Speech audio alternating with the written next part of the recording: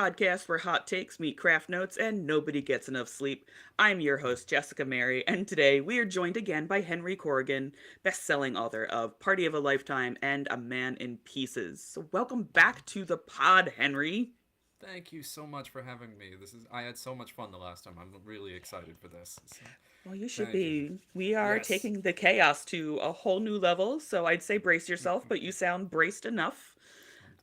I do my best. So. It So to start off, just to get to know the characters in Party of a Lifetime, we're going to play a quick game of superlatives.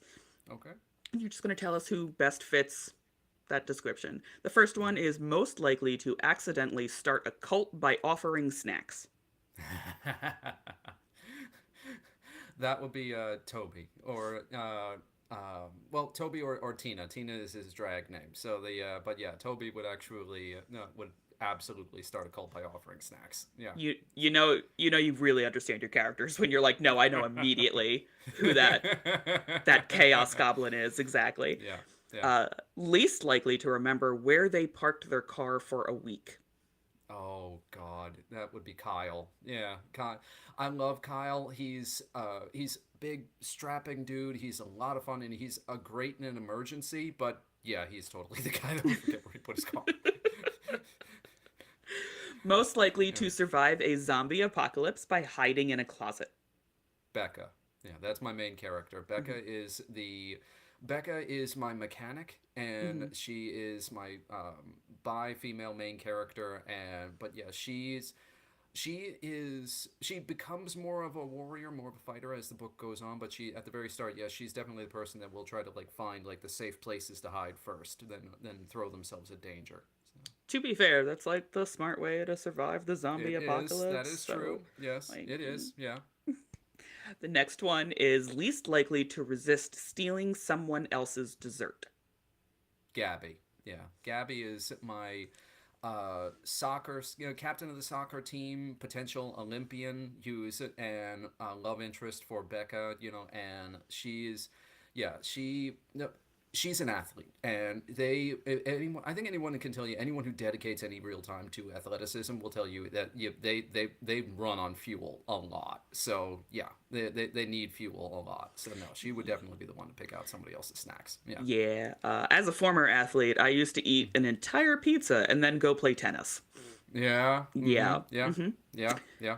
yeah, Mm-hmm. and lots of people are always like, "That didn't make you sick." I'm like, "No, I'd be hungry by the time I was done because I just played Yeah. tennis for like the next 5 hours." So, Yeah. Yeah.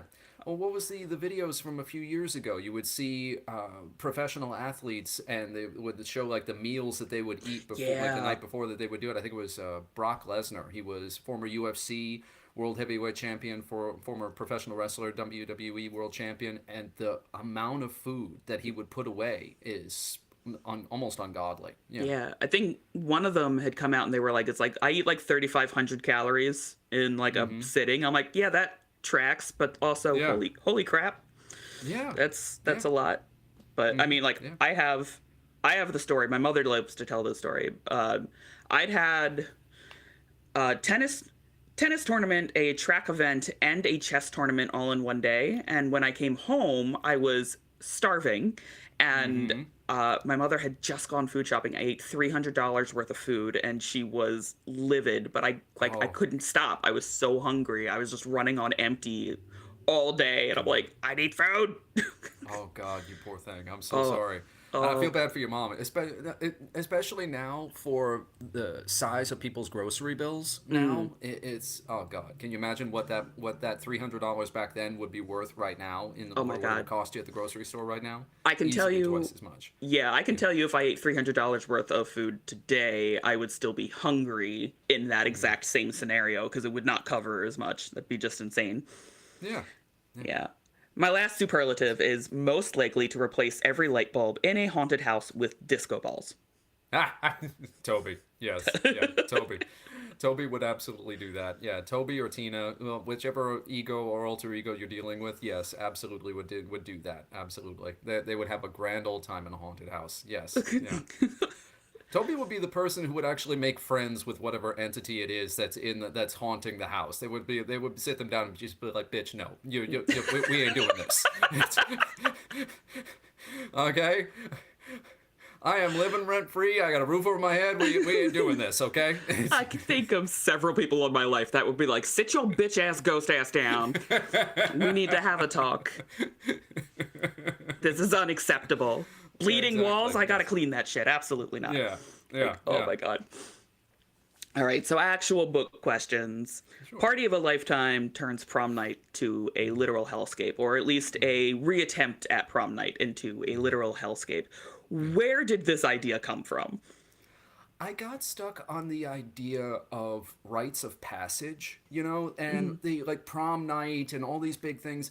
And it suddenly occurred to me that a lot of rites of passage matter more to the people that are watching them from the previous generation than they do to the people who are actually in them. So, and the kids, like I went to two proms. I was very lucky. Like I got invited one in my junior year to one of the seniors proms. I had a wonderful time. It was a great time.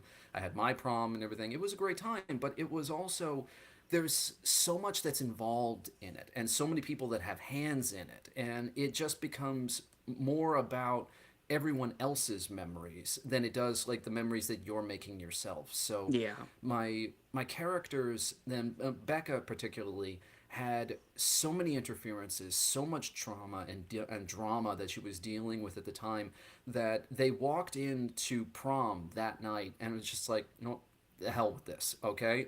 Let's have a little fun. We'll get something to eat. We'll dance a few songs, and then we will walk our asses right out with our middle fingers raised, because the queen bee of the prom committee is like making all their lives hell and has been Becca's bully for a long time. So it's like the all the trauma that they went through when during their first prom. It's like we never actually got a chance to be and have fun ourselves, to do this the way that we want to do this. So Becca calls her friends together and says, let's do this our way. Let's just go and do what we wanted to do that night, which was just go straight down to the beach, sit down at the beach at night, get a little bit tipsy, and just have fun in the sand and just by the water. So, and that's what they set out to do, and it does not end that way.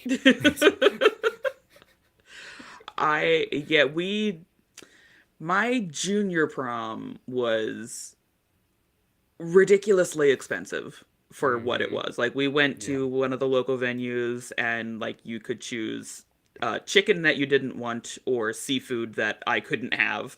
Yeah. And the music was super loud and it was just not this magical experience that everyone said that it would be. In my senior prom, I borrowed a dress. I brought my teddy bear. Real story. I brought my teddy bear and Nice. went with my friends and we had a great time. And then we did go down to the beach because that's what you do here in Jersey. Mm-hmm. And I will never forget. I'd had my hair curled and like all nice and I Mm-hmm. brushed my hair out in the morning. Oh, you poor thing. Yeah, that's Yeah, got to hurt. first off, that hurt like so bad taking my hair Mm-hmm. down because I went to bed with it like that. But Yeah. also, I then looked like a poodle for the rest of the day. um, like seriously, my hair had poofed out to like inches off of my head. It was so horrible, and my friends kept making fun of me all day. They'd be like, "Look, we found a stuffed animal looked like you," and they pick up a poodle. I'd be like, Yeah, yeah, I get it. Yeah, my daughter, my daughter's 8, and she does dance class, and they have their recital coming up, so they had dance pictures, for the thing. The amount, I mean, thankfully she's at the age where where my wife doesn't have to try to put everything into a bun, but it's like the amount of gloop and Yep. stuff that goes into her hair, the makeup and everything like that, and it's like trying to get everything cleaned off afterwards. It's a lot. it Yeah. it's a process. It I is, yes. I used to teach dance. I used to teach like 5, 6, 7 year olds, and first off, getting makeup on them is its own thing. Yeah, yeah, But like we wouldn't put lipstick on them until they were about to go on stage because they could not be trusted. yeah. And I had done like this is how you get your sock bun done because everybody has to have the sock bun for the recital. Yeah, yeah. And I'm like, Those this is the amount of hair crap that you have to put in there so that it stays down because we're going to be at this recital for a very long time. things. Yeah. And woman was like, okay. And then like we go home, we brush our hair, they go to bed. I'm like, no, they take a shower. They take a long shower and they wash that shit out of their hair because otherwise this is gonna hurt. Yeah, I know. And then there's the costumes as well. Like the costume, I mean, some of them are very fun, are very pretty and very wonderful. But I remember the last season when my daughter's been doing it for like 4 or 5 years, and last season, the dance teacher broke out the costumes that she wanted for the theme for that year, and she said, she's like, I have no idea what it is that what's wrong with these companies that design these costumes, that they seem to have this, they seem to believe that children don't have a neck. Yes. And it's like this tiny little thing. It's like there's no way that this goes around a living human being. Like we had to get creative to be able to get and add things to be able just to get it around her neck so that she wasn't being strangled the whole time. Yeah. So, They're like, you're 7. Your neck is about as big as my wrist, right? That's how that works. Yeah. No. What? Yeah. No. Yeah. No. So next question about books to bring us back to, why you're here. Monotony twists each character in very unique ways. So how do you decide what element of their personality gets amplified or warped? I match the person that they are with the monster that I wanted to emulate or to bring about and everything. And I have a real love for like classic cinema, classic monster cinema, and classic, monsters and the like. And I wanted to do a take on them that you don't see very often. So like I have my own take on werewolves. That instead, this might be a little bit of a spoiler, but instead of the wolfing out, instead of like being covered in fur, they lose all form of hair. They're completely hairless, and they're literally, the one instance in the book is the characters are trying to recoup in the van after having their lives nearly taken by another different type of monster, and all of a sudden they hear this suddenly, but it's not like a true wolf howl. It sounds like someone yelling "Aru" at the top of their lungs. So you get an idea as to what kind of werewolf it is that you're dealing with, and then so that went very much with a particular character of mine. I don't want to give away who it is, which one matches with which one, but there's the monsters that I really wanted to emulate for at least for this book, for this part of the series, because I have a series planned for it, is werewolves, the blob, Stepford Wives, and the skinless man from Hellraiser. And so, yeah. Stepford Wives has always creeped me out so much, man. Yes.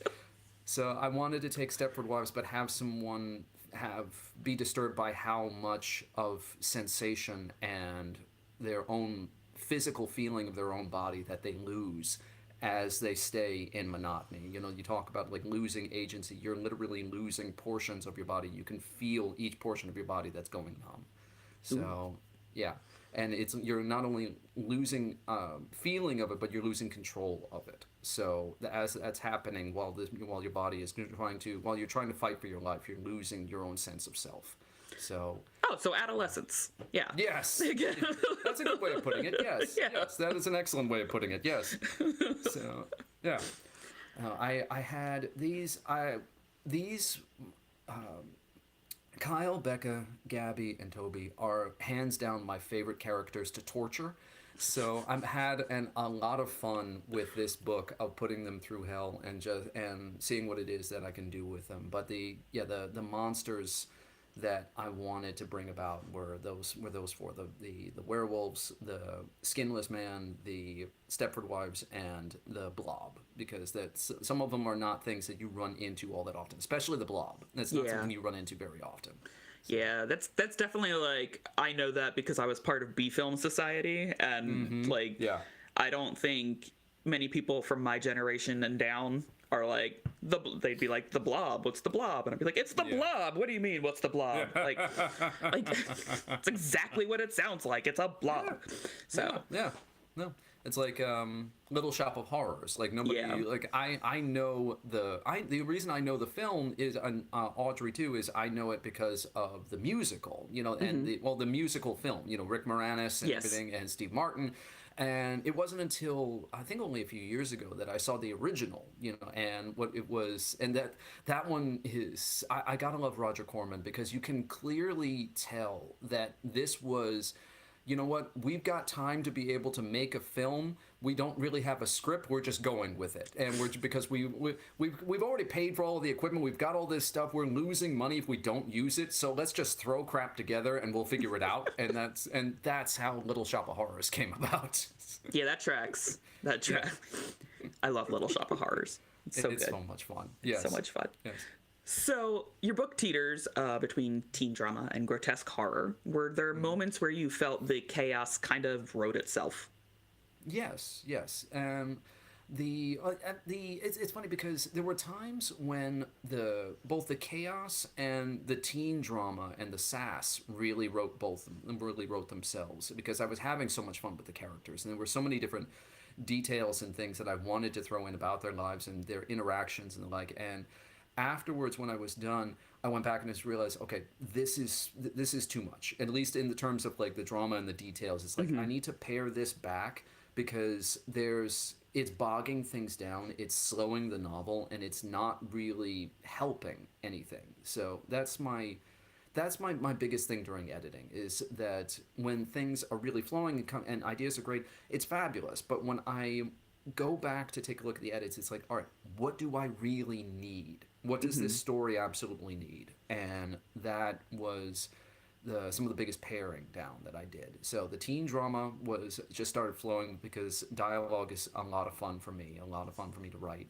And then the chaos that was thrown in, that I was just having an absolute blast with because I was just having I wanted to really really really skewer the idea of like small town 1950s, you know, perfect idyllic America, and I just put in as many little digs as I possibly could.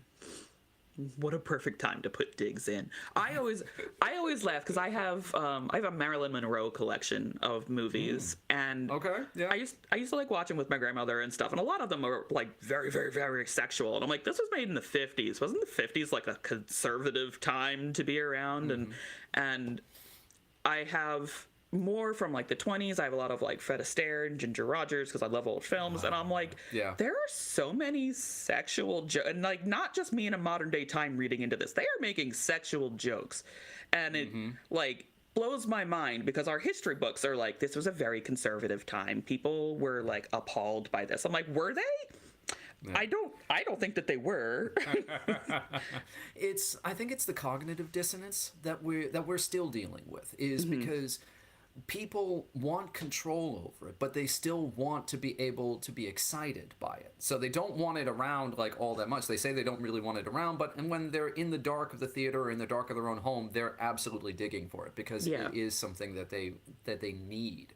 And one of the things that I remember, Clara Bow, she was one of the it girls from I believe the 1920s, the silent era, and I remember I ran into a gentleman who was his entire thesis and everything that he did. He was he'd gone to school to study like silent era films and like, and he was talking about how Clara Bow once wore a dress that even today would be blowing up everywhere because it was so risque and it was a just sheer everything right down to her toes, and so yeah, the risque, the sexiness, everything, it's there. It's always been there. It's just that the people have been trying to control it or deny it or use it for their own ends for far too long. I mean, you look at you talk about Marilyn Monroe, you look at the sex comedies like Doris Day, you know, the sex comedies from like the 50s and 60s and the like, you know, there's a lot of innuendo that's in there. And even going back further to Cary Grant and Bringing Up Baby. That's it. Bringing Up Baby. My wife is a huge classics fan, and I've become one over the years, and thanks to her. And Bringing Up Baby. The two of them, like, oh god, I can't think of the actress's name. but the back of her dress literally rips off, and the two of them are standing basically hip to hip, trying to protect her reputation, and so that she's not walking through the restaurant half naked. But they're in lockstep, like hip to hip as they're walking. It's like, okay, yeah, you're not protecting anything here. Right, like not a single one of us is suspicious of what's going on over there, right? No, absolutely not. No. Absolutely not. That brings us to the very first official game of the podcast, which is Space 'em or Embrace 'em. Okay. I love your games. Your games are so much fun. I love games. They torture guests. They're always fun. They are, yes. I think you might have played this one with us last time you were here. I don't remember. I believe so. Yes, I do. Yes. Okay. Well, then you remember that you are traveling through the cosmos with a cargo full of tropes and cliches, and oh no, you're getting sucked into a black hole. You are only going to get to see 2 options at a time, and you have to keep choosing until the magic number that I rolled before the interview comes down. And we have added in that you only get to go through 2 rounds. So you have to get down to the magic number with only 2 rounds going through. Yep.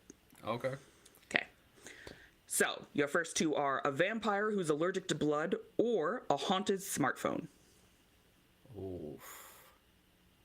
I'll go with the vampire, because the smartphone, that could really, I mean, the vampire who's allergic to blood, I can live with that. That'd be fine. You know, we can talk, we can figure something out or whatever it is. That'll be fine.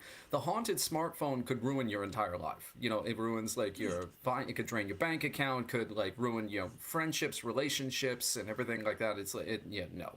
I can deal with the vampire. The phone would be way more aggravating. Is that why my phone keeps saying ducking? Is it haunted? Do I have a haunted smartphone? This is bullshit. Fucking autocorrect. No. Oh God, no. No. The phone. I mean, I use my phone all the time. It's how I make like notes and updates on certain things, and as I'm writing during the day.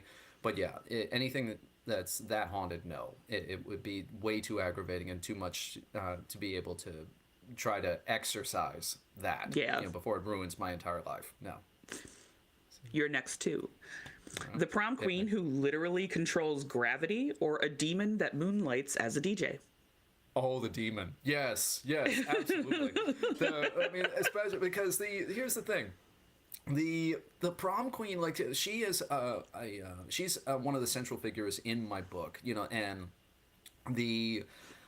and so no, if she's anything like Stephanie from my book, then no, absolutely, I don't want her. I don't want to be near her, whether she has powers or not. The demon who moonlights as a DJ, I can work with that, because at least like he knows, like he, she, they, whatever they are, you know, they can cut a move. They can cut. They can cut a groove. Then they can dance. They can. You know what it's like to actually get up and move, and like that. I would be happy with that. Yeah. So, at least if I'm gonna go to hell, at least I'll have a good soundtrack. That's fair. The next 2 are a magical closet that eats socks, which I don't think is all that magical, because I swear to God my closet does that, and a cursed diary that writes back. Oh. The least worrisome of the 2 would be the closet, because you know, obviously, I mean, you can just keep like, you know, you don't need to use the closet for the socks. You can just keep them in your drawer, and that'll be fine. You know, yeah, so you'll be fine. But that's the least dangerous. But the one that intrigues me the most is the diary, because it's cursed to write back to you. So does that mean that it's cursed where it's going to? I loved The Magicians and the TV show, and there was a section where they had one of the magical keys in one of the later seasons where it manifested the ugliest, most negative version of yourself that only you could see and hear. You couldn't turn it off, you couldn't fight it, you couldn't do anything against it. It was just there until you passed the key on to someone who'd never held it before. So is it cursed in the idea that it would constantly critique and neg everything that you put down, all of your private secret thoughts, or is it cursed in that it would be like, I don't know, dealing with like a brooding vampire almost? Like it's just, you know, I don't know. I think it depends on what you put in. I think it depends on what you put into it, because like, all right. You know, like if if my teenage diary wrote back, it would probably be like, shut the fuck up. Like, oh my God, throw me away. I don't want to listen to it anymore. But like, as an adult journaling, it might be like, okay, you need therapy, but that's okay. Like, No, so I don't go with that. Yeah. Okay. So we're going to keep the curse diary. Yeah, I will keep the curse diary. If it's like that, then that's at least, you know, that almost runs into like the idea of AI. It's like this thing is going to, you're not really sure if what's writing back to you is a consciousness or whatever it is, but if it's at least helping you to be able to deal with it, all right, I will at least put up with that. The closet fine. I can deal with. Yeah. So, yeah. I think my closet moves during the night and eats my socks. It's the only reason that my socks disappear. I'm convinced. Yeah. The next two are an overenthusiastic ghost tour guide and a sentient high school hallway. Oh. I'm going to go with the hallway. The overenthusiastic tour guide, I've met people like that who are overly enthusiastic way too damn early in the morning. And it just grates on my soul. Yes. I remember this woman who I had a class with her, and she was another student, and she was a person who was a greeter, I believe, for HR early in the morning for like people, and she was just so overly peppy, and even at like 2:00 in the afternoon when we were having this class, I'm like, no, I would absolutely turn around and not want to have to deal with this. The sentient hallway, that kind of reminds me, I haven't really read the comics, but the Doom Patrol from the DC Comics, there's a character in there called Danny the Street. He's a sentient street, you know, and he can make like a whole town and everything that he can put together, and he's a really cool guy. So high school can be a lot of drama. I had a lot of hell going through high school myself, but I would deal with the hallway just because I think it would have a lot to say to all the drama and everything that was going on and all the kids that really needed someone to talk to. That's fair. The last two before we go back for the last round are a villain with a phobia of mirrors and a talking cat with a dramatic flair, which I think actually exists in producer Rob's house. Yes, the cat. Absolutely the cat. Yes. Cat stays. Yes. You got I mean, the villain, okay, yeah, that's fun. You know, I always love a good villain. One of my favorite songs is still Poor Unfortunate Souls. You know, still one of my favorite songs of all time. But yeah, the cat with a dramatic flair, yeah, absolutely. That would just be money. I would absolutely love that. Yeah, my daughter would absolutely love that. Yeah, so yeah, it's fair. Absolutely. Mm-hmm. So back to the top of the list, but this time without the things that we have ejected. So we have a vampire who's allergic to blood, or a demon that moonlights as a DJ. Oh, let's see. I will go with the DJ. Yes, okay. I will go with the vampire, the DJ, because he is the. Like I said, he's going to be fun because he's going to have like at least a good soundtrack as we're going to hell. So I will deal with that. So. That's fair. Yeah. A cursed diary that writes back, or a sentient high school hallway. I'm a big fan of books. I really am. I'll go with the diary just because I love. There's still many days. Well, like I type on the computer. I use my phone to, take notes and stuff like that. But there's still many days when I just need to connect to it, like pen to paper. Yeah. And just that's the only way that I feel like I'm actually getting something out of my head. That's fair. Yeah. Yeah, I draft best when I have pen to paper. Like I have a specific notebook, which I was actually looking for earlier, and it has a bunch of like classic poets and author portraits, but they're redone like members of Kiss on it. Nice. My little rock notebook, and I have no idea where it is right now, which is kind of terrifying. But that's like, it's like the perfect size. It fits in my bag, and the paper's really soft, and it just like gets the groove going. It's so good. Yeah. So you are left with a demon that moonlights as a DJ, a cursed diary that writes back, and a talking cat with a dramatic flair.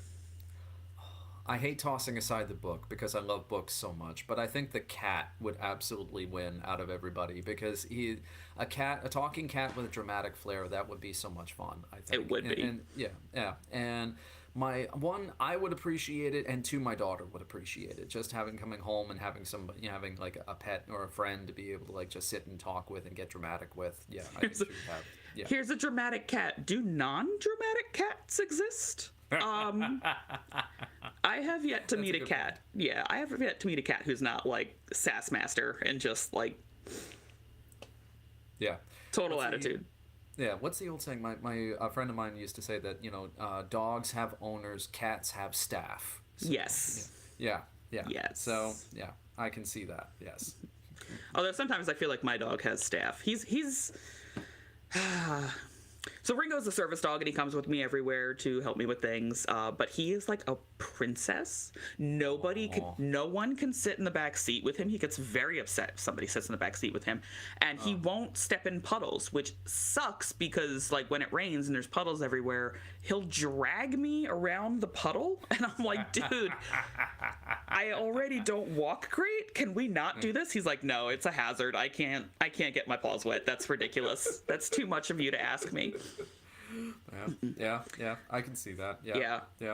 Brings us to the very first round of totally chaotic questions, because you've been here before, so I don't have to ask you these questions again. It's wonderful. Here we go.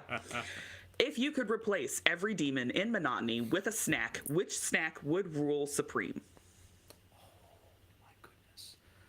The snack that would rule supreme would probably be the whatever it is that's called the world's hottest chip, potato chip or whatever, the one that like comes with, it's like wrapped, or it's like specialty wrapped, like you have to wear like special gloves even to be able to open it or something like that. That would definitely be it. And the monotony at least is ruled by a gentleman host. And he's very much my take on like Father Knows Best type of demon, and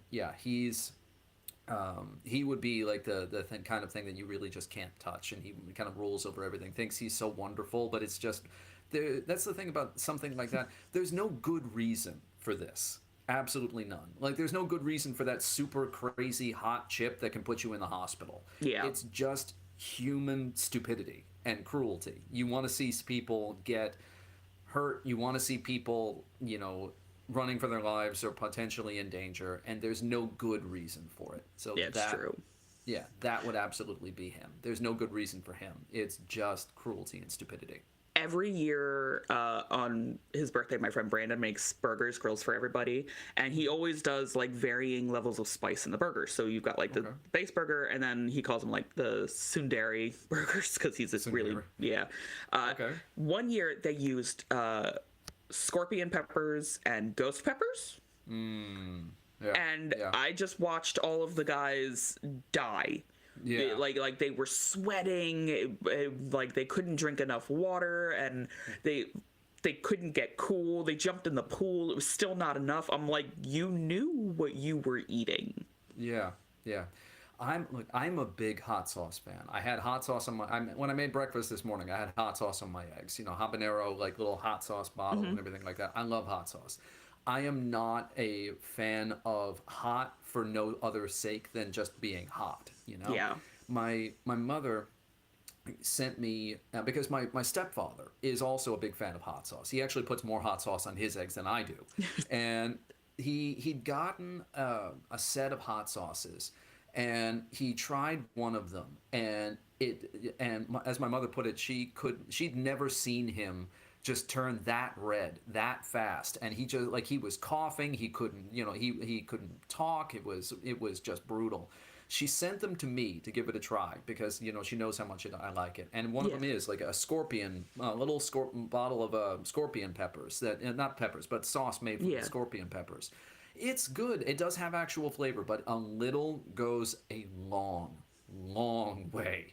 It's still in my fridge. I use every once in a while. I'll break it out and do like 1 or 2, maybe 3 drops at most and mix it in. But yeah, it's a lot. It really is. Too potent. I am not into spice. I am a big bada bitch as it comes to spicy food, and I couldn't possibly like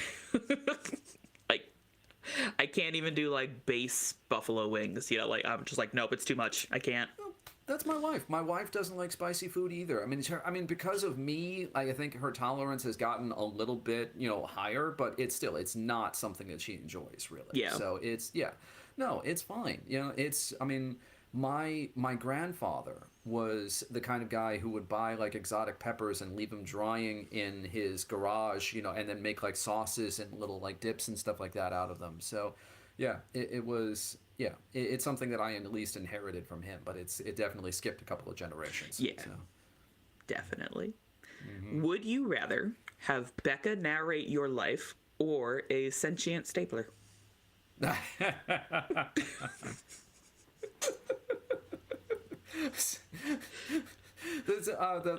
sentient stapler, I think I would love to hear the voice of the sentient stapler. that would just be fun. But Becca and I think would get along the best just because of having her like narrate my life, because she's got parental issues, she's got all kinds of from bullying in high school, so there's a lot that her and I like tick the boxes on, and so it's and there's also the I guess the constant worry and anxiety of how you're being judged at any time, so you're constantly worrying about what it is, how you're coming across, and I forget what the term for it is, what the psychological term for it is, but you spend so much time over analyzing how you're perceived through other people and worrying about like what their reaction is, if it wasn't as high as you were expecting, what does that really mean for your relationship going forward? So that's something. Is that rejection sensitive dysphoria?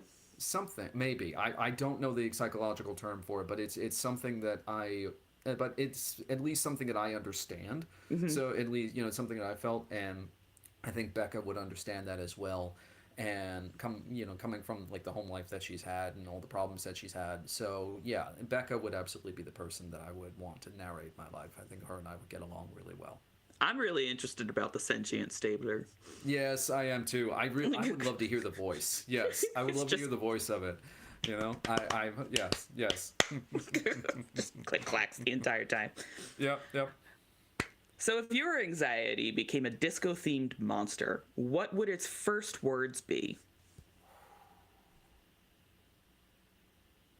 If it were a disco-themed monster, what would its first words be? You're not ready for this. You're not enough for this. I think that would be it. It would just be, it would just be this constant presence of like, you don't really belong here. And you're not ready for it. You're not enough for here, and that would be that it would be like the soundtrack just playing as this monster is just going. That would be just a broken record all the time. How much I don't belong here. How much I'm not enough for what is that's needed, and that would be absolutely it. As it roller skates around you with an afro, just arm up and down. Yeah, absolutely. Yeah, that's like what's it? Bare Naked Ladies. The songs where like when you look at the songs, a lot of the songs that they're known for are very peppy. They're very upbeat, and like you look at the lyrics, and the lyrics are very, very down and very, very much depressed, and they're dealing with lots of like heartbreak and doubt, and that would be my demon. It's a peppy song. It would be a song that you could move to, and a song that would eventually really make you want to slit your wrists. It's just no. That's what I would be dealing with. Yeah. Honestly sounds like my anxiety. Although it probably wouldn't be disco. It would be really obnoxious pop punk from the early 2000s. Oh, yes. Yeah. Same four chords over and over and over and over again. That would drive me to... Yeah. Anywho. Yeah. Probably sound like... Mine would probably sound like Love Shack from the B-52s, honestly. It's... Yeah. Great. It's going to be stuck in my head the rest of the day. I know. It gets stuck in my head, too, and it's just like, oh, God, no. How many flamingos would it take to defend monotony from a prom invasion? How many flamingos?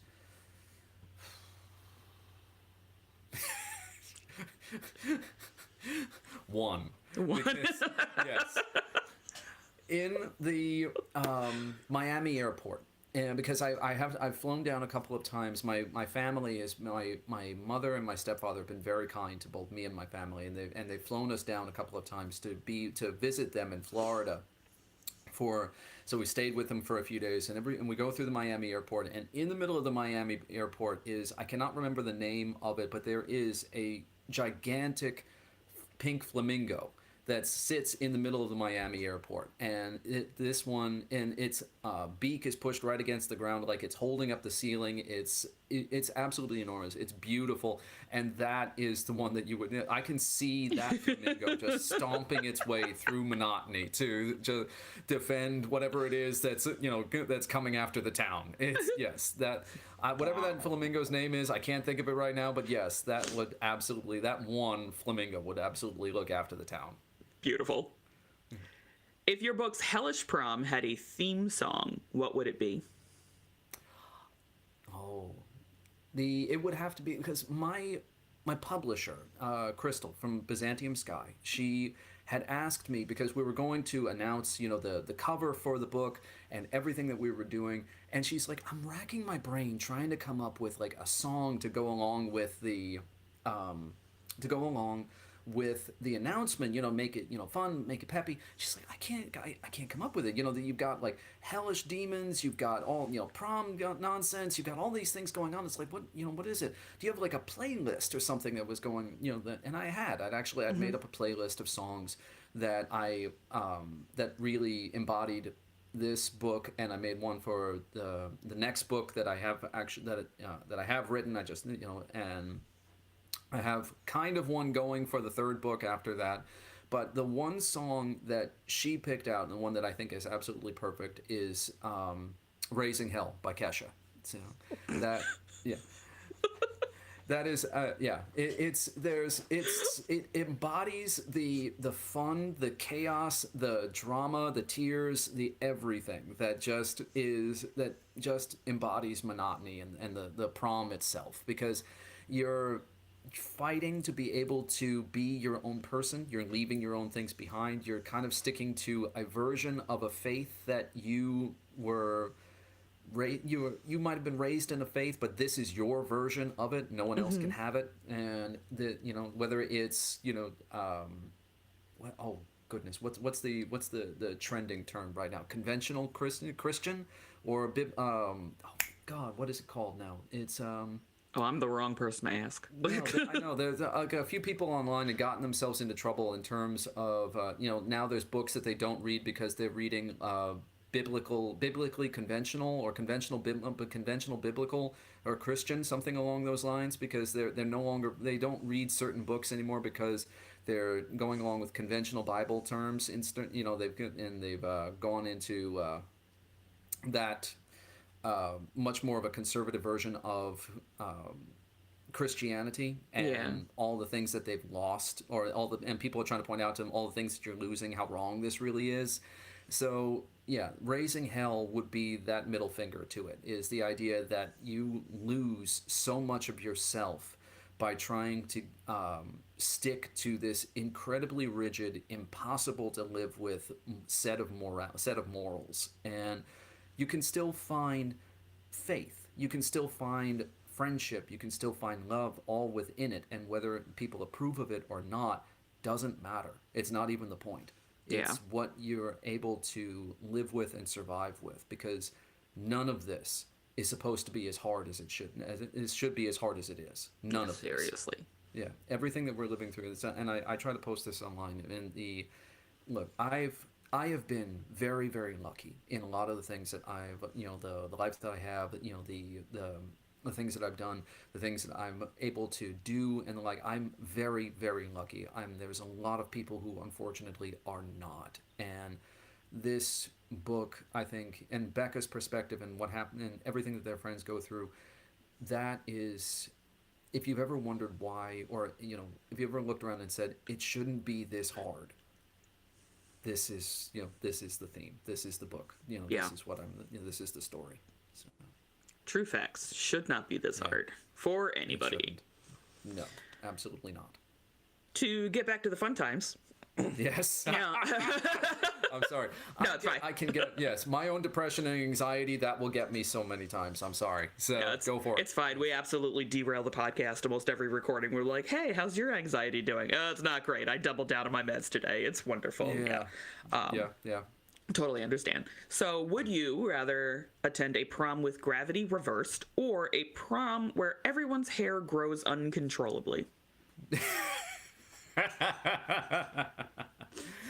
Gravity reversed. That would be someone. It would be fun to just be able to dance on the ceiling, like oh god, well, the old videos from the 70s and 80s from like MTV, when MTV actually like played videos and then played music back in the day. Lionel Richie, I think that was it, like dancing on the ceiling, if I remember correctly. Yeah, that would be fun, you know. And I've always loved, you know, in the old fashioned like haunted houses and movies that you see from going back like decades and years, when you walk into one room and everything in the room is reversed, like the chair and is on the ceiling, the chandelier is coming up from the floor. I've always loved that. It's one of my favorite aesthetics, and yeah, so that would absolutely be so much fun for me. The hair growing everywhere uncontrollably, that would just be such a nuisance. We wouldn't be having any fun. We would just literally be standing there with scissors trying to snip people back. You could like braid people's hair and like do double dutch with some pigtails or something, because it's just really long. It'd be really fun. I'm glad. I'm sure. I'm glad that you would have a great time. I'm sure you would. It sounds like you would have a fabulous time. I just trying, like I said, my daughter does dance. Just me trying to like fumble my way into a ponytail for my daughter it's so hard, because it's just because I don't have the experience with it. Yeah. You know, my wife has the long hair. I've never really grown up with it, so it's not anything I've experienced with. You know, so it would take. I figure it would take me a while. I would get there eventually, but right now it's just not fun. So I just kind of muddle my way through. So that's fair. Final question of this particular section. If the villains suddenly became obsessed with knitting, what would they make first? A noose. Yeah. A noose.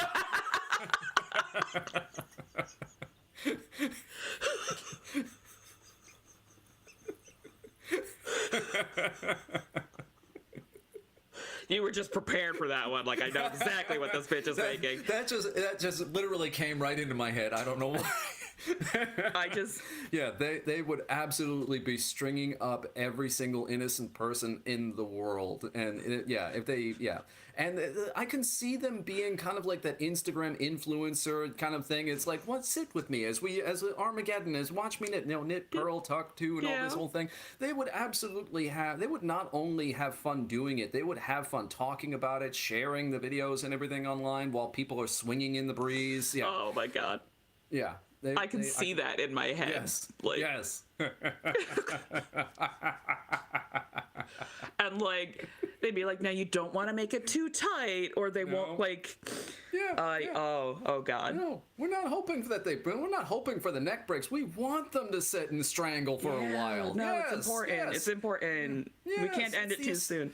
No, it's the aesthetic. The aesthetic has to be perfect. No, it's especially funny because one of the jokes in like the knitting community for when you are knitting is like, first you stab it, then you strangle it, and you scoop out its guts, and you throw it off a cliff. And I'm like, this works. This works amazingly. Yes, I love it. That's awesome. So before we jump into the next game, do you have a physical copy of your book?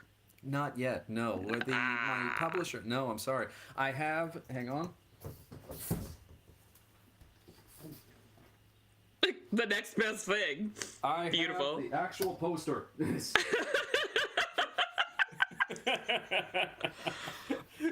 No, my publisher literally just sent the final proofs to Ingram for publishing, so they should be coming in the next few days. So by Monday or Tuesday, I believe we're going to get the approval for it, and then I'll get a couple of copies as well after that.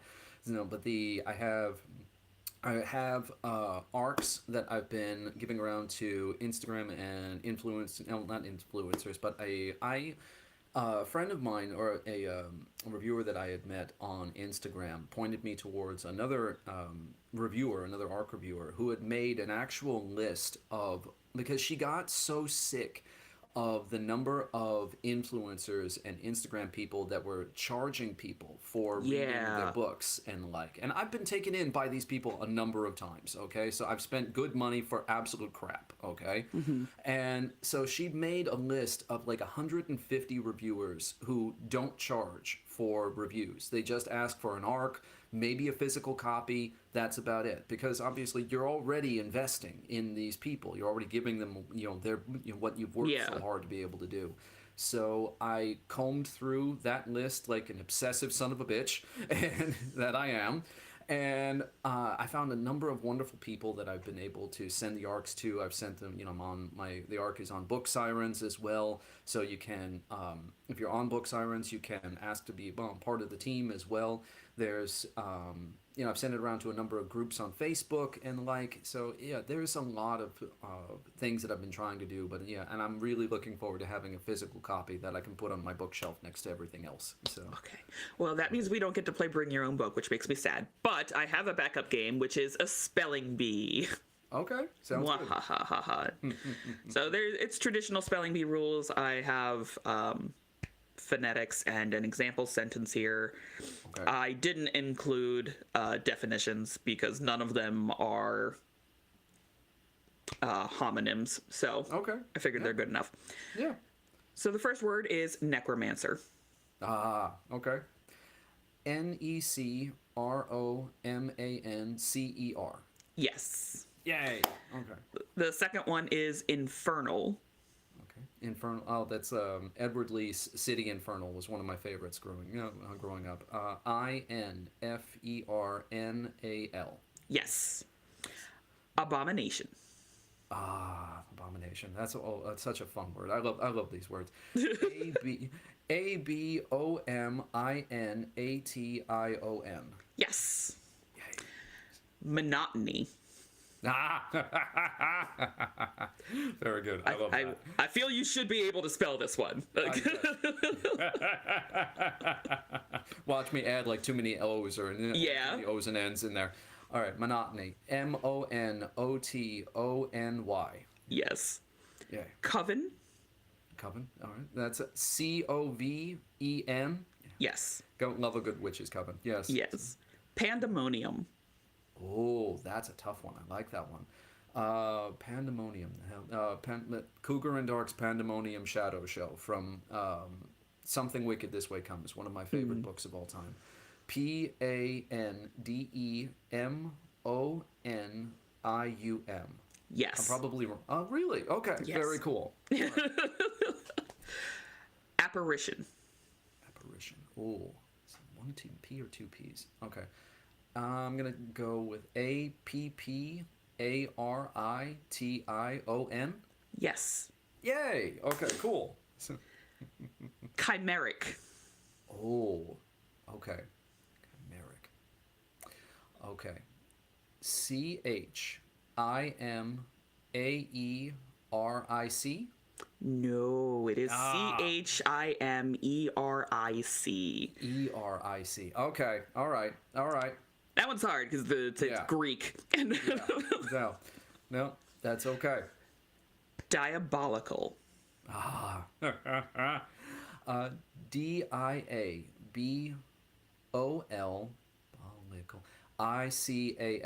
Yes. Yay. Okay. And the last one is eerie. Oh, you. I'm sorry. Weird aside, my brain's going in different directions. Do you remember the show Erie, Indiana? Yes. Yes. I used to love that show. All right, Erie, Indiana. Eerie. Yes. Yay. Okay.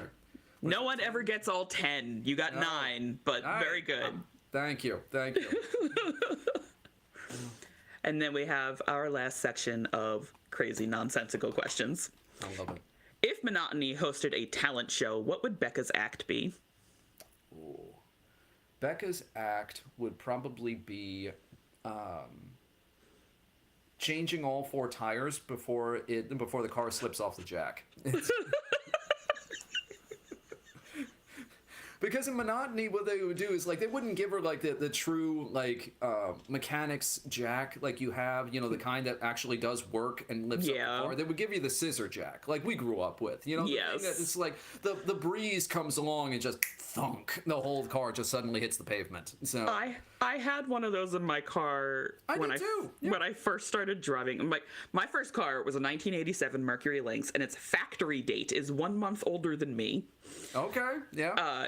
And this thing was a little death trap, and I had to change a tire one day, and I couldn't get the car to jack up, and I was literally jumping on the jack to try and get it to go up, and it would not budge. I'm like, I don't know what to do. I weigh 140 pounds, and I can't get the jack to go up. I'm screwed. Yeah. That little thing sucks. Now I have a battery operated one, and you just push a button and it goes up, and I'm like, that's all I need. That's fabulous. I didn't know they made those. That's awesome. No, they're awesome. Yeah. I had a scissor jack. My first car was a 90-something Ford Tempo, and any time that you get out into the more interesting words, that they use for the cars, that's usually when you get like the more closer to the lemons, the cars that you got, and that one, that it had a lot of problems with it. I also drove it into the ground. I didn't take care of it very well. I had my grandmother's, eventually I inherited her Mercury Mystique, and that was also another one that I drove into the ground, but that was also that one jelly bean blue, and it was there was the lug nuts on the car rusted, so I couldn't get the lug nuts off of the car to be able to change the tires. So that's when you have to go to like the mechanic and have them try to like take a blowtorch to be able to crack the rust to be able to get it to like get everything off the car. So that's rough. Yeah. I will say this. My second car was a Chevy Corsica, 92 Chevy Corsica, and that thing was a tank. I'm convinced a tank could crash into that car and the tank would take damage. Yes. It took me everywhere. It took me up to school in Connecticut, there and back again. I got into one accident with it, and there was like a scrape on that car, and then like a dent on the other car. That was such a reliable car. I kind of miss it because it was like really sturdy and safe. Yeah. Back to questions. Yes. I'm sorry. Yes. I can go for a while. I'm sorry. Yeah, I know we both can. I'm just trying to keep us on track. Would you rather fight a prom dress or a pair of shoes with a vendetta? Oh. The prom dress, because the shoes, I have a feeling, I can just see like these like really petty, absolutely sharp stilettos in my head, and I would just end up bleeding the entire time. Like I wouldn't, for some reason, I can see like the dress. I can see us being enemies at first, and then we could end up just dancing well together after we come to some kind of understanding. Like friends to, enemies to lovers kind of thing. But enemies to lovers with a prom dress. yes, absolutely. See what happens. See how I look in it. Got to see what it's like. So it's fair. Yeah. You always have to try it on. It's true. Absolutely. It's true. Yes. I would never choose the prom dress because they are now covered in glitter, and I would never get that off. Okay. The pair of shoes that I picture is actually like a pair of wingtips, and I'm like, I can take a pair of wingtips, right? Yeah. Wingtips would be nice. Yes. No. But if they were stilettos, I'd choose the prom dress because stilettos hurt in every fashion, man. Those are weapons. Yes, absolutely. Yes. If your anxiety manifested as a disco ball, what color would it spin? Black. Yeah, black. It would be a thing that, strobe lighting almost? Yes. It's kind of like that. It wouldn't really, you wouldn't be able to see anything by it. It wouldn't make anything better or brighter. It would just leave you more and more anxious with each flicker that goes by. So you're not really, like, you're losing time almost. And that's what kind of like what strobe lighting feels like. You know, it's just suddenly gone, and you feel like you lost 2 seconds of your life, and those 2 seconds, your anxiety just goes straight through the roof. When you feel like you have lost a time or a few seconds itself. Yeah. Do you by chance know how to read music? I do not. No. Oh, okay. No.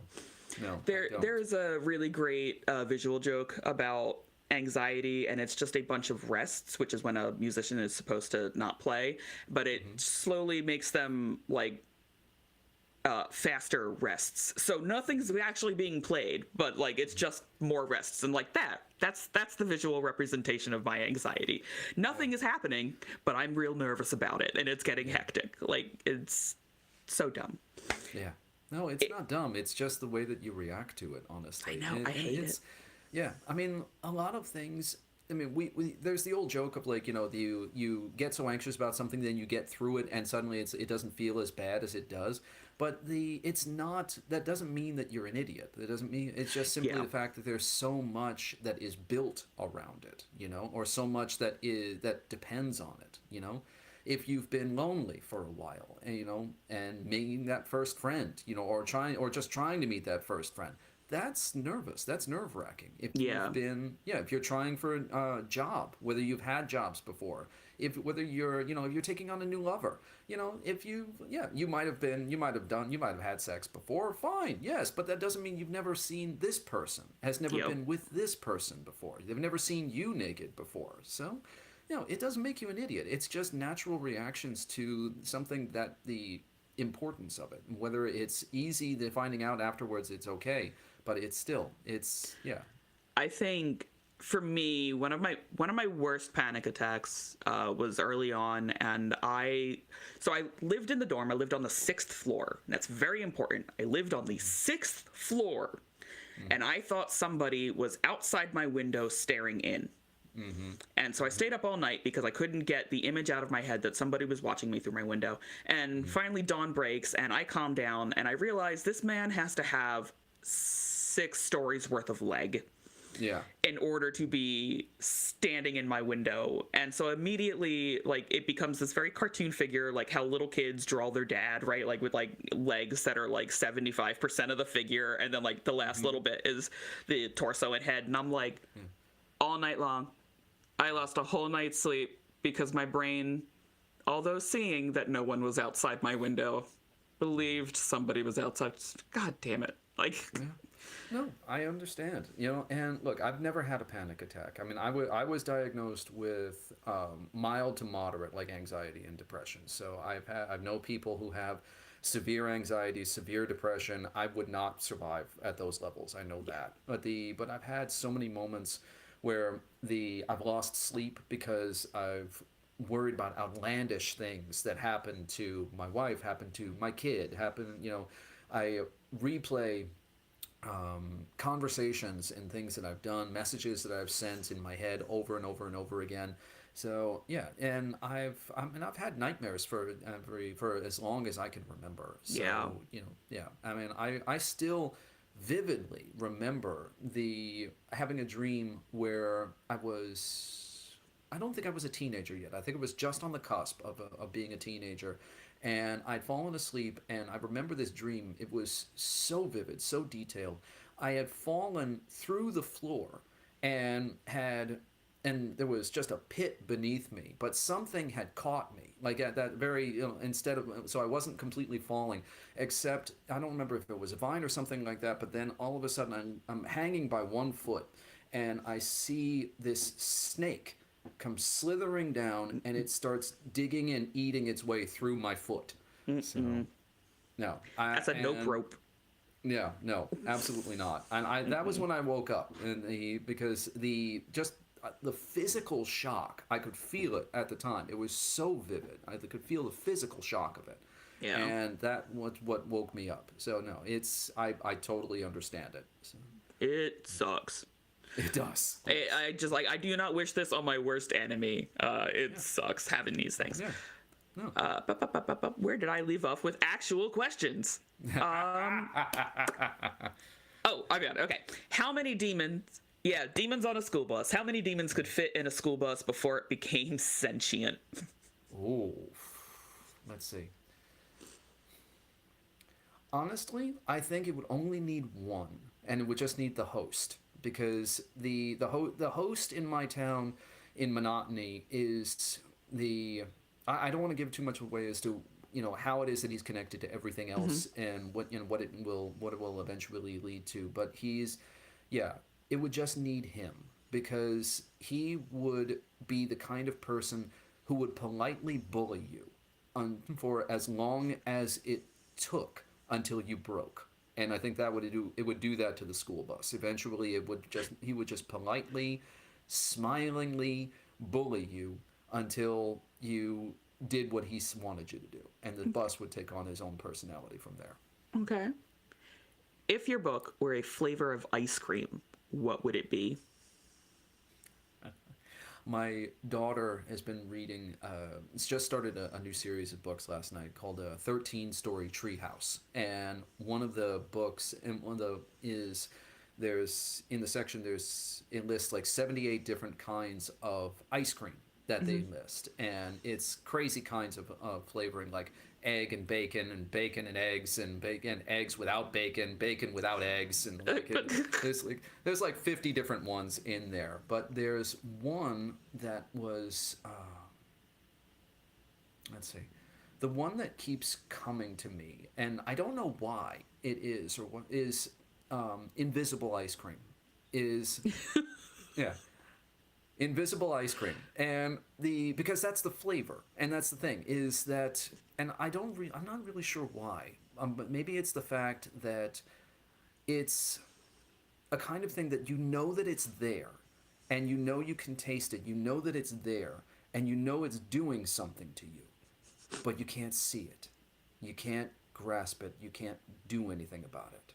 And that, yeah, I can see monotony being that kind of invisible ice cream. It's the thing that that it's there, and that it's affecting you, but you can't really do anything but you can't really do anything to stop it. Would you rather attend prom on a floating asteroid or inside a volcano? Ooh. Let's see. Everyone say hi to mom. Hi, Mom. Let's see. I would say inside a volcano. Yeah, just because that Inside a volcano. One inside second. a volcano. Yeah. Now, the inside a volcano, I would say that would be my, just because of my daughter has played a number of games, and there's lots of videos where people are dancing or through volcanoes and all different kinds of Danny Go, all these different shows and skits where the floor is lava and stuff like that. So I don't know, I would probably be left without feet by the time I was done, but I can see that. But I would go through the volcano. The asteroid just makes me feel like I would be seasick the entire time. Oh God, yeah. Yeah. And it's just like you keep going around in circles. But would you get seasick? Yeah. Because if you're out in the asteroid, the gravity doesn't work the same, so No, your body wouldn't feel it the same. No, that's true. But then also astronauts, in order to train for getting into space, dealing with anti-gravity, they have to go through the vomit comet. Yep. So yeah. So you're going straight up and then straight back down. And yeah, your throw up will eventually be there floating along beside you as you're going through, as you're trying to get through prom in the middle of empty space. Yeah. What a thought. all that glitter, all those streamers, all that vomit up in space. Yeah. Final question: if your characters formed a band, what instruments do they each play? What instruments do they each play? Oh. Toby would be on the keytar. The guitar.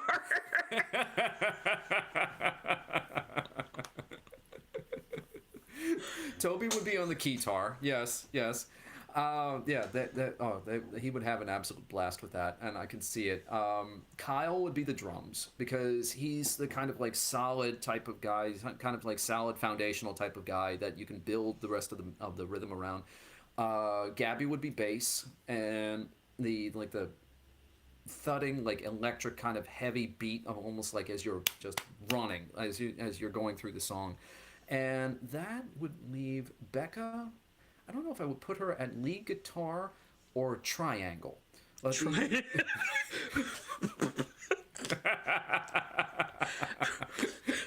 I'll be nice and I'll give her. I'll be nice and I don't want to bully my own character at the moment. I'll be nice and give her lead guitar. Just or triangle.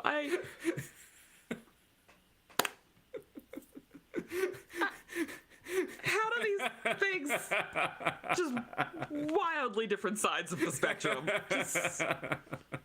Okay then. In that case, can you tell everybody where they can find you? Absolutely. Yes, I'm on Instagram way too much. I'm on so many. I'm on more social media channels than is actually healthy, and more than I remember, honestly. So, but you can mostly find me on Instagram at Henry Corrigan 08. On Facebook, Henry Corrigan. I'm on Blue Sky at henrycorrigan.bluesky.social, something like that. Let me see. But yeah, mostly on Facebook and Instagram you can find me as well. Let's see. The book itself is on pre-order right now with my publisher Byzantium Sky. So you can order signed, personalized copies for if you like. You can order ebooks as well. They go directly through my publisher. They don't go through Amazon at all. And let me see. It's also on Amazon. It's also on Barnes and Noble. But if we're dealing with indie author month.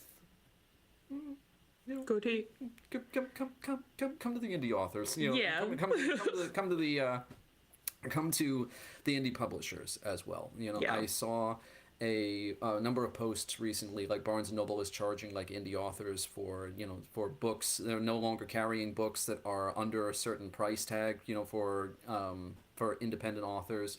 Draft to Digital, I believe, is now charging authors for some kind of nominal fee or whatever, independent authors for using their services, which is hard for independents because anybody, I think, will tell you that most books that get published, and whether it's traditional or it's independent, most of them sell maybe 100 copies throughout the course of a year. So being able to free services or being able to avail yourself of free services is absolutely essential. So please, find me on Instagram or social or Facebook. Check out Byzantium Sky. Check out my previous publisher, Slashic Horror Press, all the independent presses, all the independent bookshops, bookstores that you can find, and just try to help the community as best as you can. Try to push for more people as you possibly can, because Lord knows we need that right now. Yes. And as a final outro before I do my whole post-amble, anybody that you would like to give a shout out to or special thanks to today? Oh, I would absolutely love to thank Crystal, my publisher at Byzantium Sky. I would love to thank David Jack Fletcher, my publisher from my last book, which was Somewhere Quiet, Full of Light, that made the Bram Stoker Award reading list. It was named one of the best books of the year. Thank you very much. Thank you. That was crazy. It was named one of the best books of the year by Ginger Nuts of Horror. I'd like to thank Jim McLeod from Ginger Nuts of Horror. He's been a wonderful support of my work. I'd like to thank my friend Chad Boyles, who's been who's been one of the people that has looked after, been supporting my work as much. I'd like to thank Mia Dahlia, one of my earliest readers and supporters, Joan Livingston, and more than anything, I'd like to thank my wife and daughter. Lovely. They have put up with. My wife has put up with me more than anything else in the world. My daughter is awesome, but my wife has put up with me and has been supporting me as much as and she's my best friend, and I really can't thank her enough for that. I love that. That's so lovely. What a lovely note to end on today. So thank you so much for joining us today, Henry. Thank you so much. Lovely to have you back. You are welcome anytime. Thank you so very much. And Having an absolute blast. Thank you guys. If I can add one last codicil, thank you guys for having me thank here, you. really. So thank you so very much. I really appreciate this. So. You're very welcome. For everyone at home, make sure to join us on May 2nd at 12 p.m. Eastern, 9 a.m. Pacific for our interview with Olivia Danson about The Darkest Glass. That is a wrap on this stream of Booked All Night. We would love for you to be a part of the conversation, so don't forget to rate the show, drop a comment, subscribe, and leave some fan mail by clicking the link at the top of the episode description. Booked All Night is produced by Rob Cook and his cats, so when you share an episode, be sure to tag us at Booked All Night Pod on Instagram and Threads and give a shout out to our guy in the sound booth and demand some cat pictures. For more updates about our reading schedules and upcoming guests and more, visit bookedallnight.co. Once again, that is bookedallnight.co. Until next time, booklets, this is Jessica and Henry signing off and reminding you to stay booked all night. Thank you.